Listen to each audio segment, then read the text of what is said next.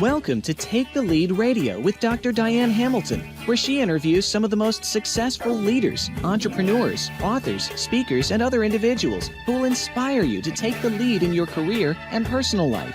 And now, here is Dr. Diane Hamilton. I am here with Simon Brown, who is the Chief Learning Officer at Novartis, Garrick Jones and Paul Ashcroft, who are the co-founders and partners at Ludic. And Simon, Garrick, and Paul are all co-authors of the new book, The Curious Advantage. They also have the Curious Advantage podcast. So it's so nice to have you all here. Thank you, Diane. This is going to be fun because I've been on your podcast and I've worked a lot with Simon at Novartis. And all the work you're doing with curiosity is definitely something I want to talk about since that's my passion. So I want to go through a little bit of your background on each of you first so people kind of have an idea of what got you interested in curiosity and what you do for a living. So I'm going to start just how I see you on my screen. I'm going to start with Simon. Simon, tell me a little bit about what you do and why you're interested in curiosity and what you're doing at Novartis with it. Yeah, absolutely. So I'm Chief Learning Officer at Novartis. I've been here for 7 years now, and my background is learning. So 20 plus years in learning in various different guises with lots of different companies, either in-house or on the consulting side or on the supplier side with an e-learning company that I founded many years ago. So learning through and through. And the link with curiosity, I guess, was about 2 years ago within Novartis. Curiosity became part of our culture. I can talk more about this in a moment, but that prompted us to focus beyond learning more broadly into curiosity. And that then led to the book as well, which we can talk about. Yeah, and I'm excited to do that. And I want to get a little background on you, Paul. Can you tell me a little more about what you did before this?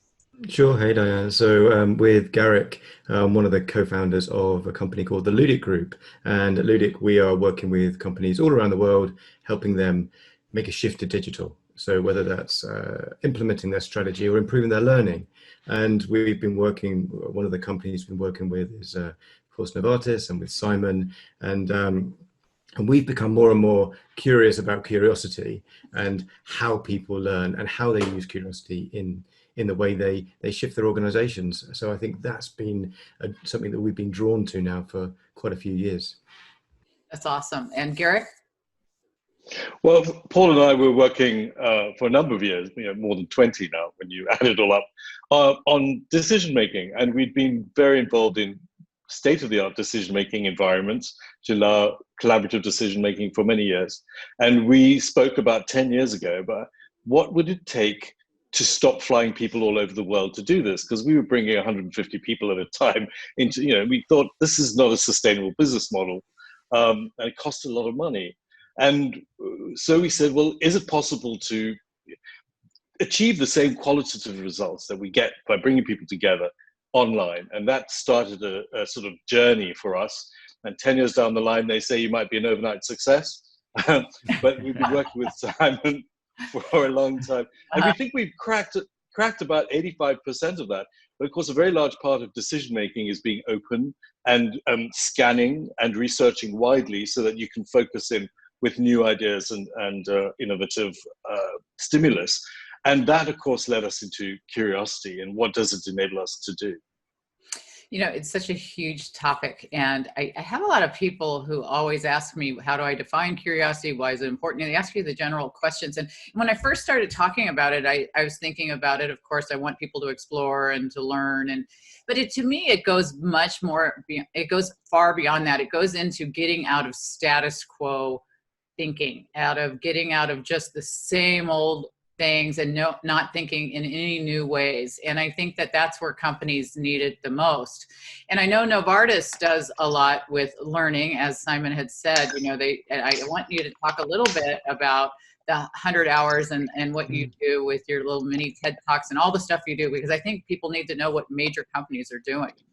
Yeah, absolutely. So, and if I go back 2 years, we made the decision to go big on learning, and really focus on how we can offer the best learning and development opportunities for all of the Novartis associates. We did that for two reasons. One was to attract and retain the best talent, which we need to be able to discover the medicines that will impact patients all around the world. And secondly, to deliver against the strategy that we have, we need new capabilities, we need new skills, and those skills are constantly changing, and therefore we need to get greater learning. It was beginning of actually 2019, 18 months ago, we went to the executive committee and made the case for why we wanted to go big on learning.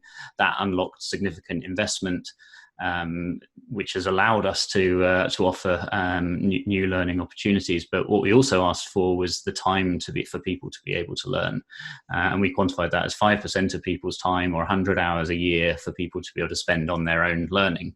And why we did that was not because 100 hours is a scientific exact that that's the optimum amount of time, but we wanted to use that as a signal and a symbol from the company that we wanted people to spend time learning.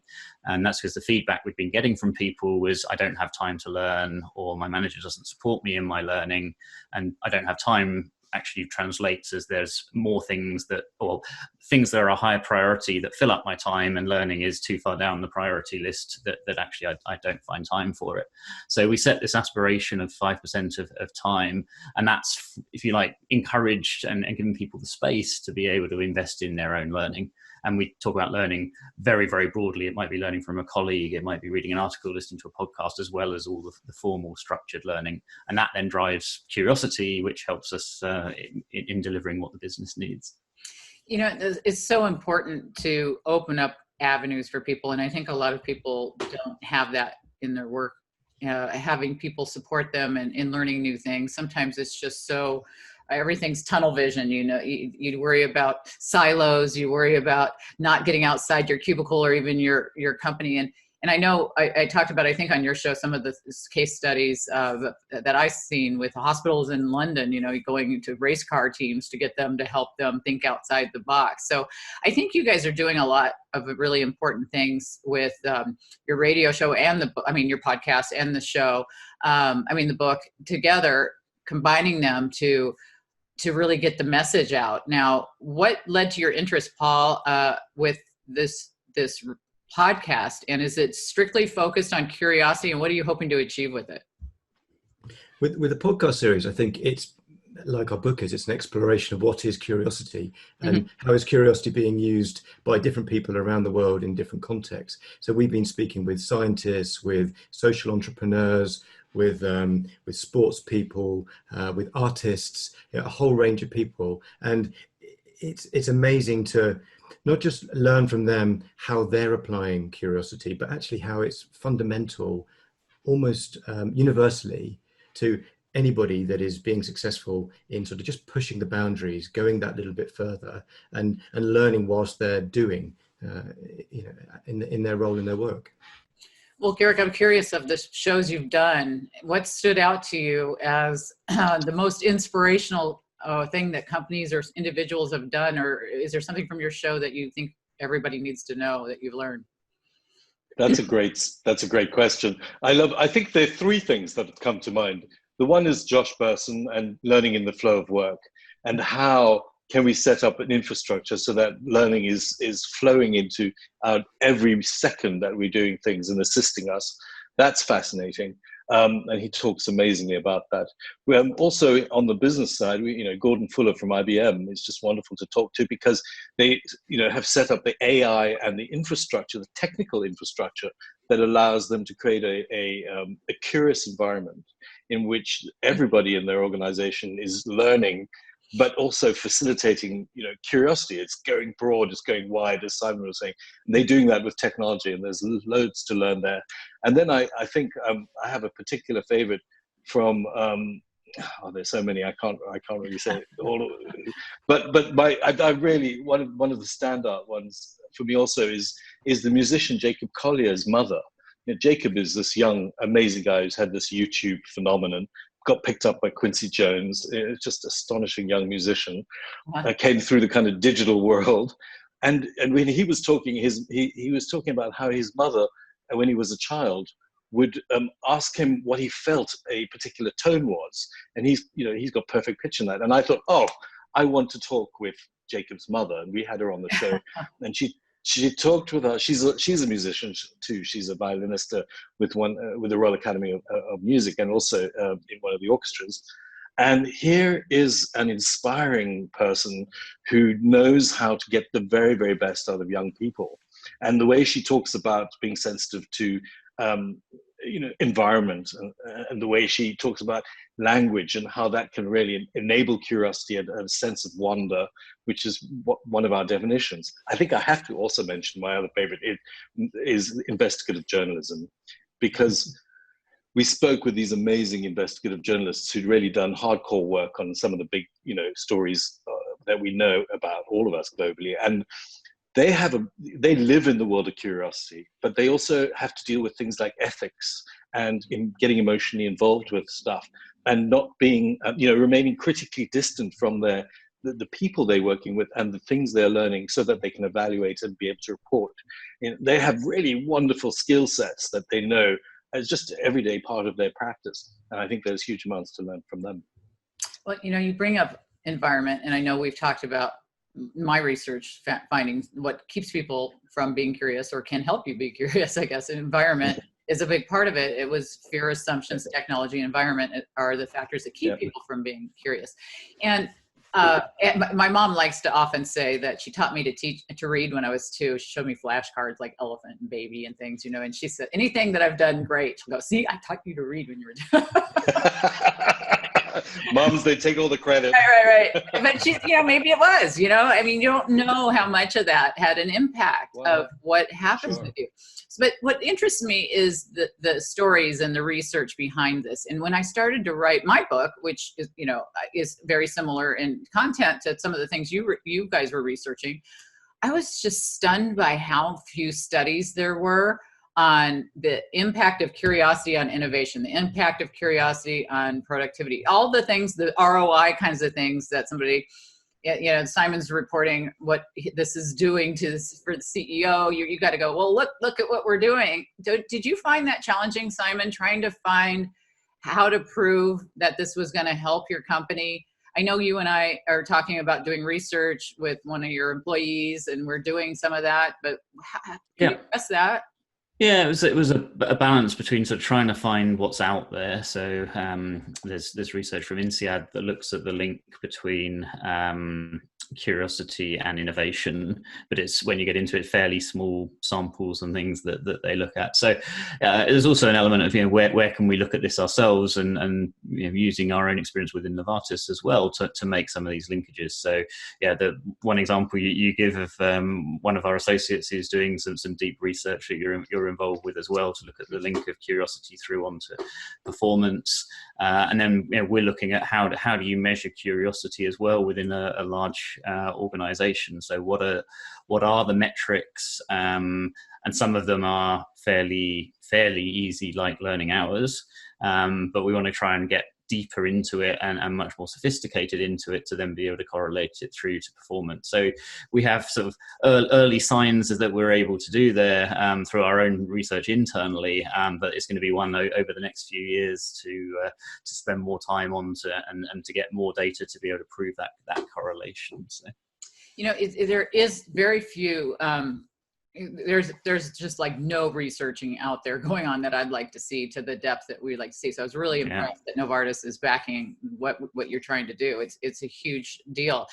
I work with a lot of other companies. Verizon does a lot of things, and I know I've connected you with people with them, and I think that it's really fascinating. I've interviewed Xander Lurie on the show. I think that he's the head of SurveyMonkey, and they take curiosity so seriously. They named their street One Curiosity Way, or whatever their address. They actually changed it. But you guys all got together because you found this so important. I'm curious, what was your focus on writing the book? I know you came up with the 7 C's and all that. I want to go with Paul on this one, because I think it's really interesting to go through your book, to compare it to my book, because of course you talk about the importance of curiosity. You talk about about a lot of the things that I write about, but I don't have the 7 C's, and that's a completely new concept. And I think, I don't know if you want to address all 7 or highlight, and then we move around the group, but let's start with you, Paul. Right. Okay, yeah, good. So I think in our book, we were particularly interested in the how. So we do talk about what is curiosity and why are people not curious when they were as children, but we were really interested in the how. You said innovation as a process has been really well defined. Productivity can be defined as a process. If you ask people, are you curious? They go, yeah, I consider myself curious or not. If you ask them, how are you curious? And do you have any idea about how to get better at being curious? Most people have no idea. I think that's what we were looking to explore. Is there, if not a process, but is there some kind of map or way that you can guide yourself to become more effective or more successful at being curious? And that essentially was the heart of the 7 C's. I know Garrick likes to talk a little bit, Garrick, if I want to hand over to you about the 7 C's itself. Well, we had a lot of fun. I mean, coming up with the 7 C's. I mean, there was a lot of research that we went very broad, and we wanted to be multi-dimensional. You know, we wanted to look into many different disciplines about curiosity and what it was, you know, doing. So we, you know, neuroscience and behaviorism, you know, anthropology, history, and we wanted to look at it from the perspective of the individual. But of course, the individual lives within an organization, and the individual lives within a culture or a society. So those kind of clusters emerged, and then our research emerged, and we used a very fuzzy logic approach to our research and to the way that we were writing the book. And we clustered a lot of our research, and what happened came out of the clustering was our main chapters. And as we went through the what is curiosity, and then the how do you do it, and how do you make it as pragmatic as possible, suddenly we discovered we had 7 clusters at least, 5 of which sort of began with the letter C. And then we played the game. Well, let's see if we can get them all to begin with the letter C. You know, we didn't want to make some massive theory. Another Right. And exactly. And then, you know, then we came up with the 7 C's. We're like, oh my God, we have 7 C's, and the metaphor suggested itself to us, which is kind of wonderful, because, you know, curiosity for us is not only about just wondering. It's about having an attitude of wonder, but also a spirit of exploration. And that kind of explorative metaphor of sailing the 7 Seas really came to us after we'd gone through all of this in a fun way. Well, I think we need to say the 7 C's in order, because everybody's going, what are they again? So I have context, community, curation, creativity, construction, criticality, and confidence. And were they all absolutely equal? Were they all equal in your mind? And is there an order to it? Where does that fall? Simon, you want to take that? Yeah, so there's certainly a sequence. So if you follow them through, and we explain in the book how you start around understanding your context, you reach out to the community that can help you on that journey. You then end up with a lot of information, so you need to curate that down. You then need to apply creativity into that to come up with your ideas. But creativity on itself of I wonder if isn't enough. You need to put it into action, and that's where construction comes in. And that mix of creativity and construction is what we call the curiosity engine. Sort of that's right at the heart of what we do. So you put it into action through construction, you experiment, you try things out. You then need to apply criticality of what worked, what biases did I bring, and you know what really was the result of this.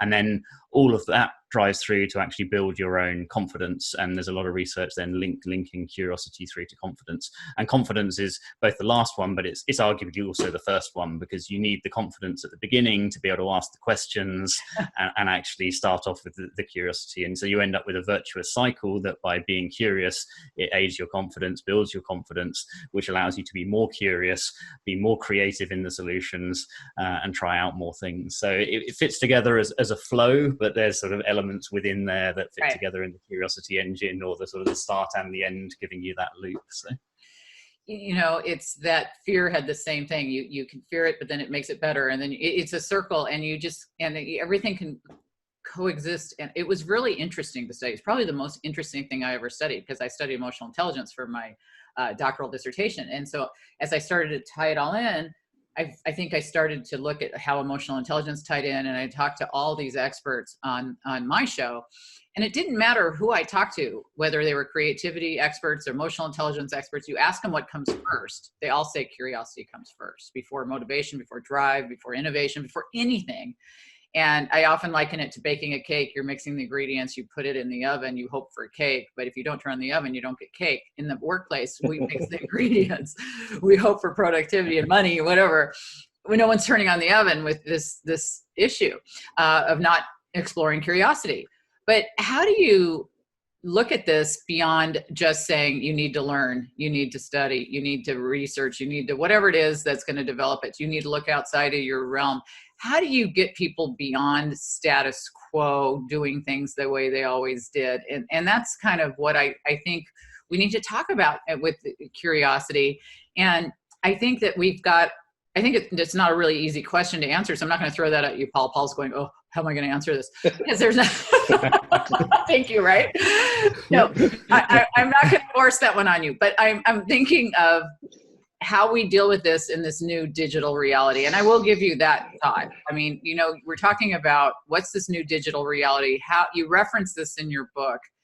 How are we going to develop curiosity, get out of status quo thinking in this new digital reality? And what do you consider a new digital reality? Yeah.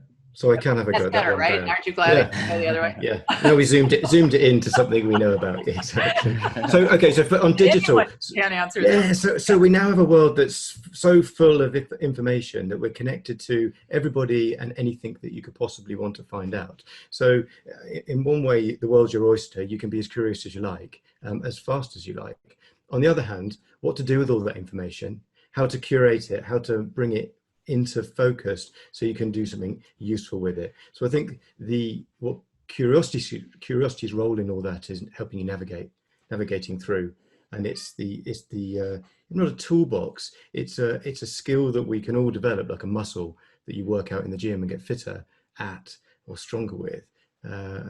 As you get better at being curious, you know, oh, this works, this doesn't work, try something else, then you can explore all of that information, all of those connections in a more effective way. Because the other thing digital's doing, of course, is changing roles, changing companies. And if we don't learn, if we don't keep being curious, then we run the risk of making ourselves redundant or not keeping up with where organizations are going. I think there's a build on that, if I may as well, which I think if we go back not so many years, there was a recognized best way of doing things, particularly as we go back in sort of industrial age. There were processes and machines and production lines, and it was, you wanted people who came in and they did something over and over and over again. Whereas in the digital world, and arguably also in the corona world that we see ourselves in now, it's completely unknown. There's so much opportunity. There's so many different ways things can go. And therefore, if you have curiosity within your people or your organization, you're constantly questioning what's the better way of doing this. What if we try this? What if we do this? And that helps to navigate through this uncertainty, this ambiguity, this sort of the million possible options that you could try. And I think that's why we're seeing such an interest in curiosity at the moment, because if you have that as a skill, you can navigate whatever is happening around you, because you're constantly testing and questioning and exploring as to where to go next. And I can build on that, Simon. Because the other change is that we were often taught that it was the boss who had the answer, and everybody would try and please the boss, and you had this kind of pyramid that of command and control, and that's being turned completely on its head in as much as everybody is connected in these cloud of relationships, and that idea that all the information is at the top and then that trickles down is no longer holds true at all. And as Simon was saying, with all the different scenarios and the different outcomes that could possibly answer a particular challenge, you have to explore together. And the role of the boss in this new connected cloud of relationships is to facilitate and to guide and to nudge, but not to provide necessarily the answer, because the answer can be found within all of us. Yeah. Well, you brought up some really important points, and I was thinking as you were saying that, I mean, we talk about how to develop it and how to encourage it And I guess my research was how to discover what's stopping it. And I think it's hard to go forward without knowing what is inhibiting you. So how do you make this be about more than just, I'm going to reward you for learning, here's your 100 hours, and I'm going to mark off my box, I've read this week. How do you get it to the next level? How do you get it to, we know that we embrace curiosity in this company, but I guess that's what I was trying to do, is get to the next level and say, okay, this is why you're not interested in reading or only checking off the box, because you really only are focusing on what you already like or what you already want to study. How do you get them to be a more broadly embracing person of every, things that they don't know? People don't know what they don't know or what they might not like. And I know, Simon, you're doing a lot with Novartis. And do you talk about making it be about how it ties into innovation and all that, and not just about checking off the box to learn 100 hours? Yeah, absolutely. And the 100 hours piece is a step on the journey towards a curious culture. Right. So it is one of many aspects that will move towards a curious culture. And the goal is a culture where people can be truly curious, that they can experiment, they can be asking questions, they can be exploring. And so that's where we're trying to get to. That involves many differences, but one of the big influences, to Garrick's point, is the role of managers or leaders to create that culture. And that's where then psychological safety comes in, setting the right environment, setting or making it okay where people can experiment, can fail, and that's an acceptable part of it.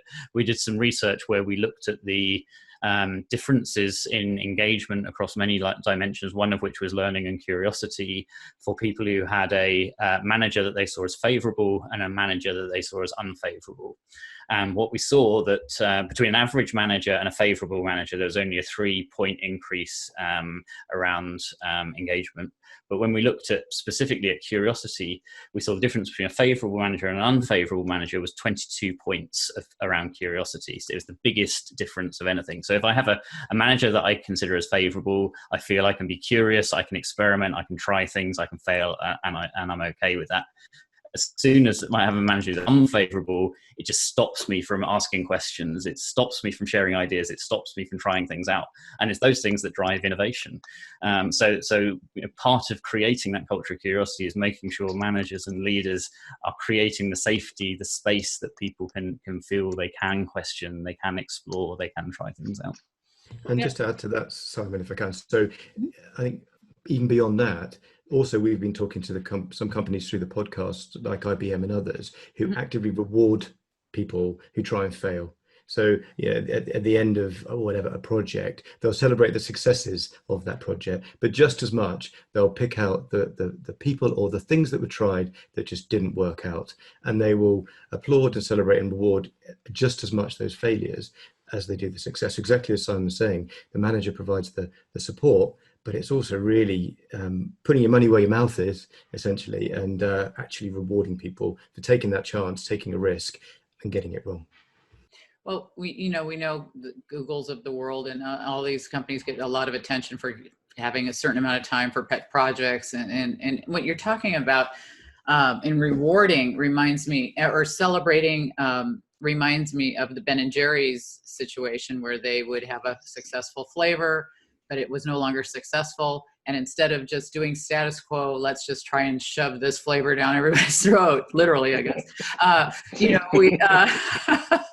We say, hey, it's no longer a good thing. We celebrate it on our website. We give it a gravestone. We give it a burial. And we say, hey, this worked, no longer works. We move on. And those are the kinds of stories. I don't know how much speaking all of you do. I know Simon has to do quite a bit. And I know that it's hard. You get in front of a group, they want to hear hard, fast stories of companies like IBM or Google or SurveyMonkey or Verizon. They want to hear that you guys are doing this, certain divisions of Merck and whatever, all do this kind of stuff.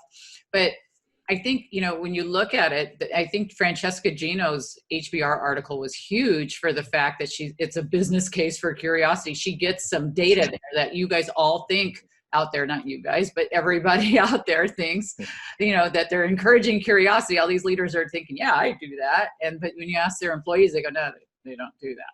So what do you speak to the leaders out there who think that they're developing a culture of curiosity? How can you recognize if you really are or if you're not? And do you have any case studies or company studies other than IBM and some of the ones we've already talked about that was part of what you studied for your book that you think, I could give you some with Monopoly and other things where they researched and found out everybody cheated, for example, 50% of people cheated on the game of Monopoly. So they came out with Cheaters Edition, and their curiosity made them come up with this great idea. It was the second best launch of all their products since the initial launch of Monopoly.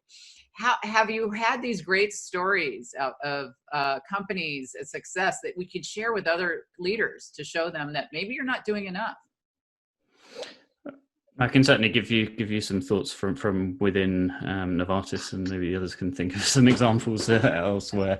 We were looking at it from how do we measure the perception of curiosity to know to that article that you referenced, is it real or is it just our perception of it? So we measured it through a question in our quarterly engagement survey where we asked people, do they have the opportunities to learn and to grow?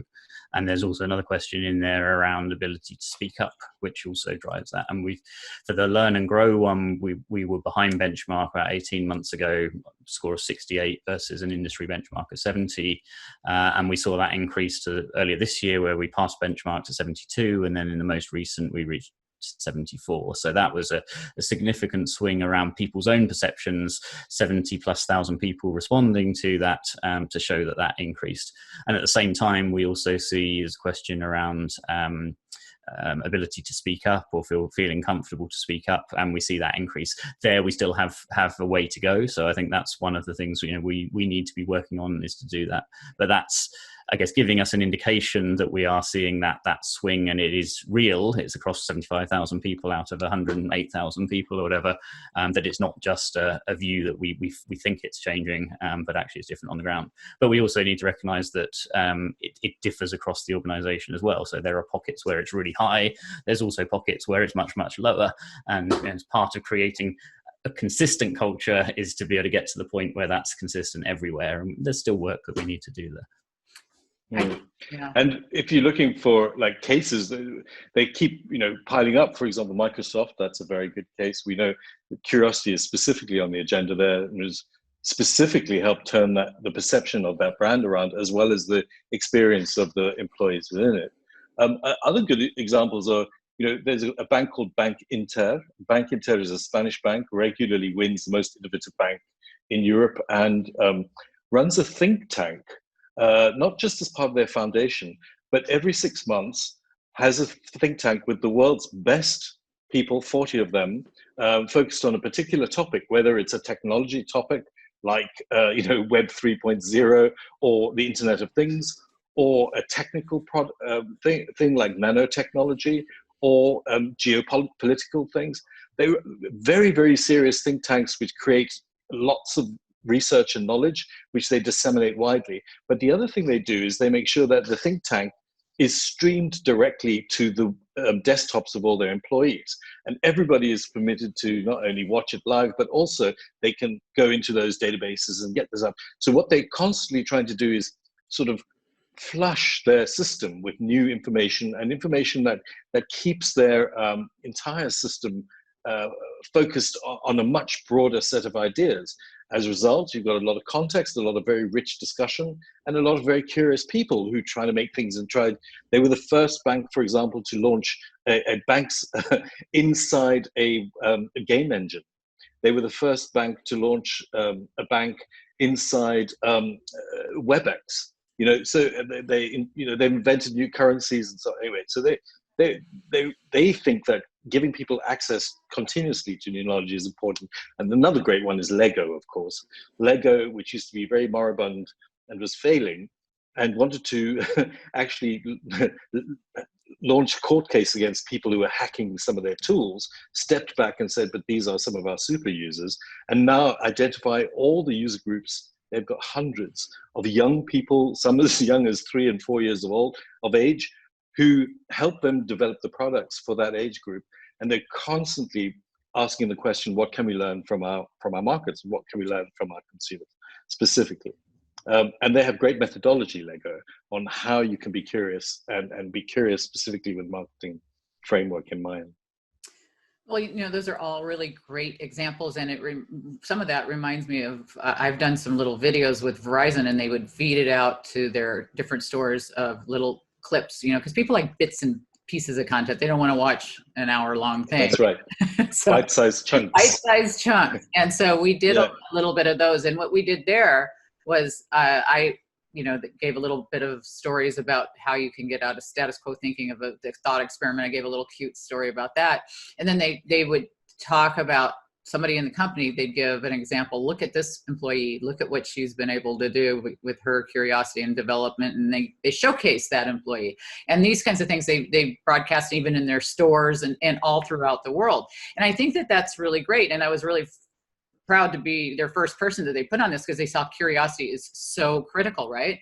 And I know that we do a lot of that, trying to get this message through. And I think what I thought was great at Novartis with Simon is doing is these mini TED Talks. And I've been talking to companies about doing these like TEDx salon type of things.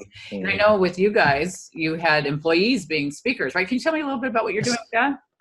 Yeah, so we had that about 2 weeks ago. I have time scheduled later this week to watch the replays because it was while I was on holiday, so I missed the sessions themselves. But it was people from across the company that volunteered to be involved. We had a huge number of people that wanted to be, and we then selected a series of people across interesting topics to do. It was a full TEDx event broadcast to the whole company.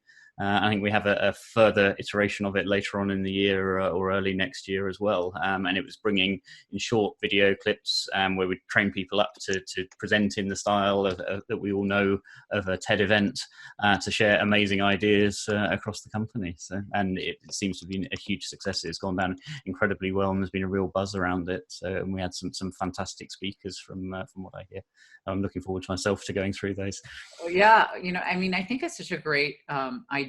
And I know you also have your Curiosity Month, which I'll be speaking at. And looking forward to that. Yes, absolutely. You have your book club, which I think that they said my book's on next year or whatever. And I have all these things that you do at Novartis. And I think that I think you're way ahead of the pack. And I think that there's a lot of leaders out there who just don't get some of the other benefits along. I mean, they want to quantify everything, and they don't really sometimes see the overall benefit. But when you're studying what you were studying for the book, Paul, I mean, what benefits did you see, like health benefits or other benefits for your life, did you think was interesting in your research, outside of work maybe, or just in general, that you found fascinating for your book? Yeah, I mean, one of the things that jumped out for me at least was that how curiosity actually superpowers your learning.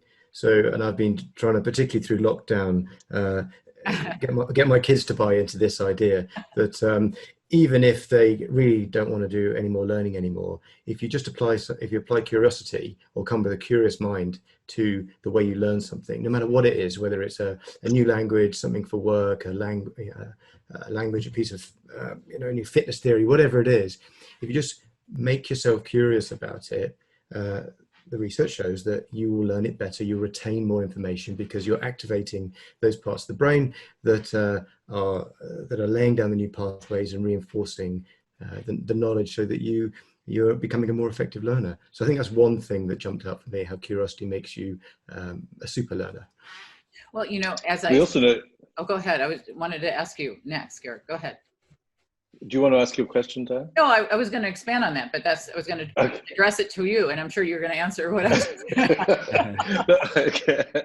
Well, the thing that gets me excited as well is about the neurological and the neuroscience of impacts of curiosity, because we know that dopamine is released when we in that kind of what if. We know that alpha brainwaves and gamma brainwaves have an impact on our focus and our learning.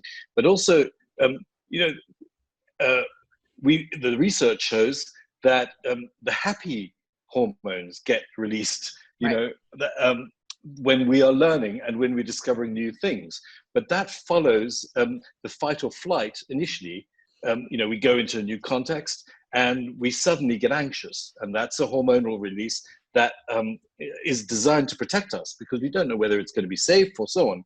But as you learn confidence, as Simon was talking about the 7 C's, you feel more confident to move into the difficult places, the things that make you feel uncomfortable. And that's where the real learning takes place. Once you've started to lay down those pathways and you have a sort of neurological flush of hormones that genuinely make you happy and raise your endorphin levels.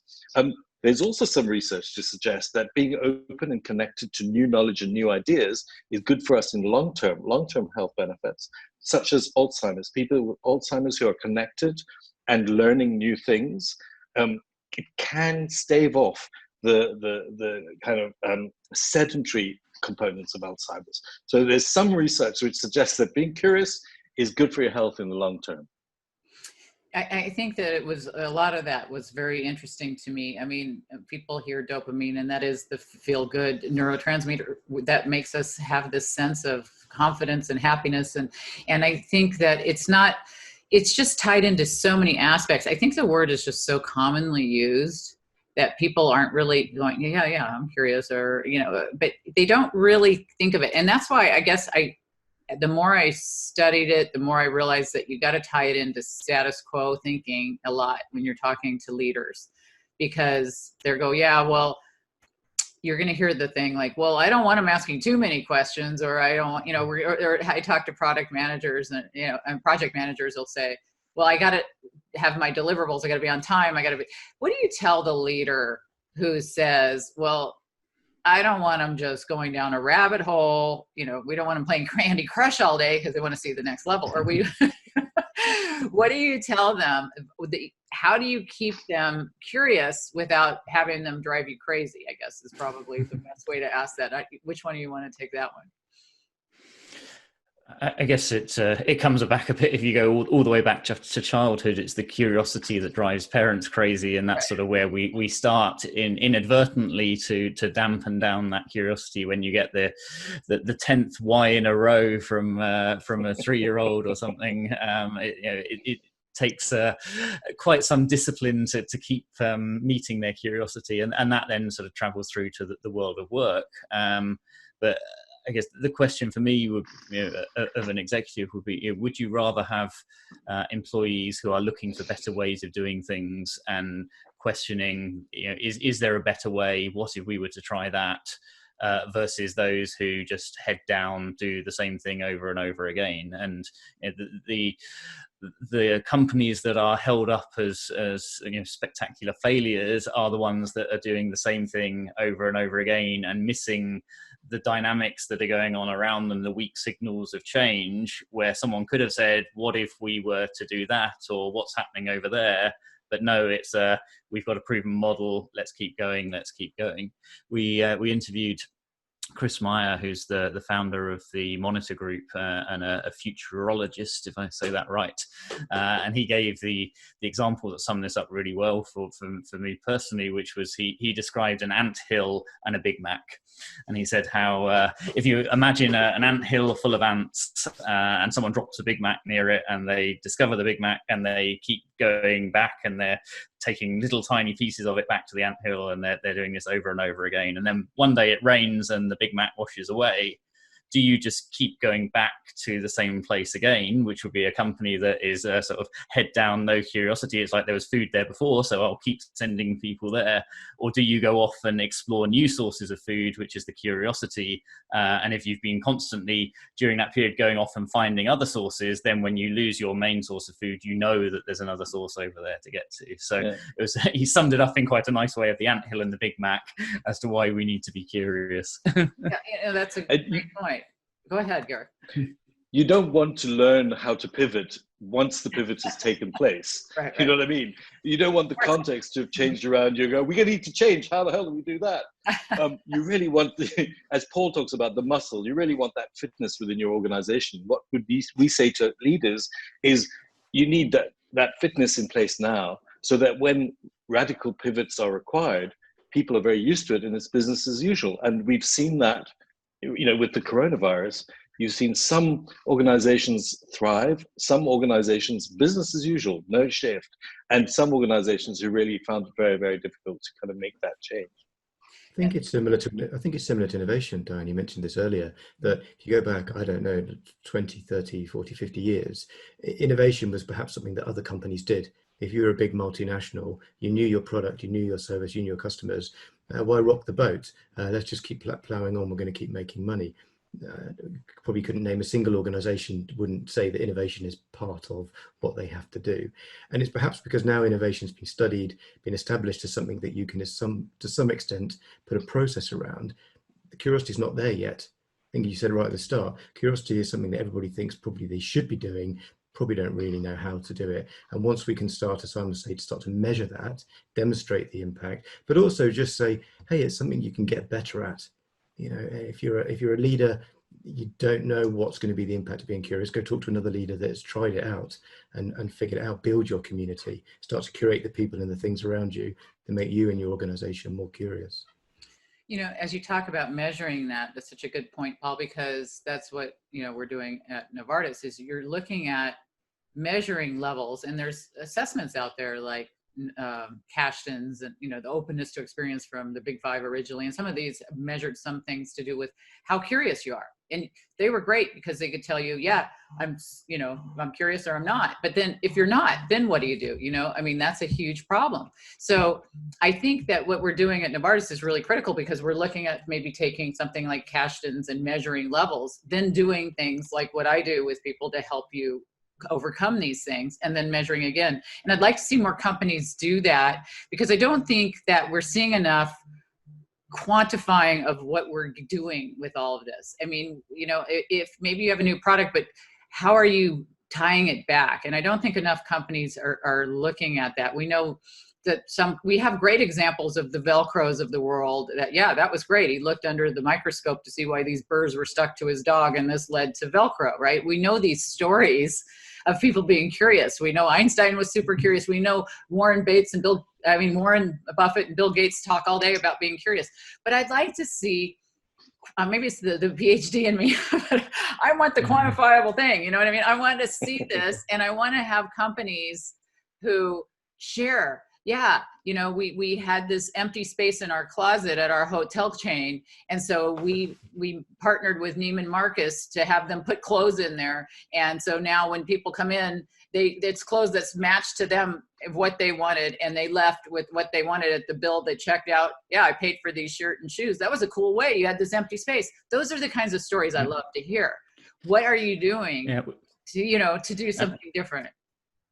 And at the end of last year's Curiosity Month, we had a Curiosity Town Hall that was led by Vas Narasimhan, our CEO, and exactly that. It was drawing out examples from across the company of where curiosity has helped with real concrete examples. And it's things like within our manufacturing area, how they'd applied curiosity into the packaging around the medicines, and how could we make it easier to be able to adhere to when you needed to take them through some clever changes in the packaging and something like that, whereas there was nothing driving the need for that, but someone was curious about it, and it resulted in a better product that was more helpful for patients at the end of the day. And there were examples from many aspects across the business where that curiosity has led to a better outcome. So and those should be celebrated, and that was a great opportunity to celebrate that. So yeah, I think that's a really important point. And I know, Garrick, you look like you might have another example, and I'd love to know what it is, because I'm looking for more.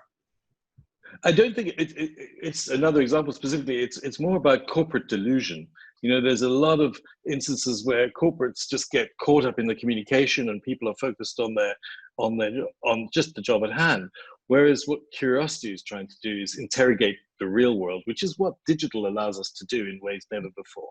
And by interrogating the real world, understanding the data, as you say, understanding what's going on in the real world, whether it's using design thinking or prototyping or wireframing or high volume, low impact failure type ideas, you're allowing your organization to be interacting with what's really going on with your market, and not sort of delusional 1 year behind, using the rearview mirror to try and figure out where you're going in the future. Curiosity is a skill set that I think it really allows us to move up. You really have to question things, not just learn things. And I think that I remember, just electric bike company as having all their bikes breaking as they were shipping them out. And they're looking at their box and they're like, well, it looks fine. What we'd have to do is spend all this money to double the size of the box or double the packing. And how can we have our bikes not break, right? Instead, they thought, well, let's look at other companies that have similar box sizes, what's happening to their products. And, and they looked at the flat screen TVs, all showing up perfect, right? No problems. They're not breaking. So all they had to do was print a picture of a flat screen TV on their box and have their bike stop breaking because of a little bit more ink. You know what I mean? You look at some of these. So clever. It's so clever. So clever. It takes so little. And so those are the kinds of ideas I'd love to hear about. So there's a great one. I know about a company that had a fashion house. I can't mention the name, but you know them. And they had a lot of problem with shrinkage and people stealing fashion garments out of their warehouses and so on. And they were getting into a situation where prosecution was actually slowing down and destroying the morale in the company. It was a big problem. And someone came up with the idea of, instead of hanging coat hooks all in the same direction, you hang one in one direction and one in the opposite direction, and one in that direction, one in the opposite direction, which made removing things much more difficult. And it solved about 80% of their shrinkage problem. It's simple things, you know what I mean? Sometimes it's simple just a little thing, and it's just questioning it and not saying, don't come to me with problems unless you have solutions, because sometimes you want to hear problems and you may not be qualified. The person may not be qualified to give you the solutions. And so we were told that a lot, and it sounded good at the time because you're going to get people to not just whine, but then they don't tell you anything, and that's bad. So hopefully we got to the bottom of some of this curiosity issue today, because you guys, I'm really inspired by everything you do with your show, with your book, with your companies. And I wanted to thank all of you for sharing these wonderful stories. Is there something you'd like to share of a website or how to follow you or how to get your book? I just want to make sure we cover everything and everything. Yes, and I have the book and it's wonderful. So hold it up one more time. I want to see it one more time, Simon. There we go. And I know it's on everywhere you can get books. I've seen it on iTunes. I've seen it on Amazon. I've seen it everywhere. But any place you want to share? The website is CuriousAdvantage.com, and from there you can access, of course, the book, but all our events, our podcast, and more of our research. So please go to CuriousAdvantage.com.